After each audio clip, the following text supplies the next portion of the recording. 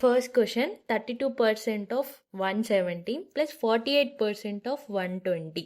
ఓకేనా. ఫస్ట్ మనం ఇక్కడ మనకు 32% ఉంది కదా, ఈ 32/100 చేస్తే ఆన్సర్ అనేది 0.32 వస్తుంది. ఓకేనా. 0.32 ఎలా వస్తుంది అంటే మనం 100తోని 32ని డివైడ్ చేసినప్పుడు రైట్ సైడ్ నుండి వెళ్ళి 2 డిజిట్స్ తర్వాత పాయింట్ పెట్టుకోవాలి. ఓకేనా.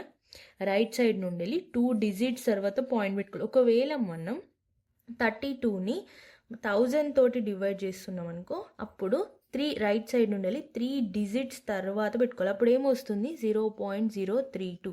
ఓకేనా. నేను చెప్పింది మీకు అర్థమైంది అనుకుంటాను. సో ఇప్పుడు ఏమొస్తుంది 0.32 ఇంటూ 117 ప్లస్ 0.48 ఇంటూ 120. దీన్ని మల్టిప్లికేషన్ చేయండి. మల్టిప్లికేషన్ చేస్తే 37.44 ప్లస్ 57.6 వస్తుంది. అడిషన్ చేయండి. అడిషన్ చేస్తే 95.4 వస్తుంది. 37.44 57.6.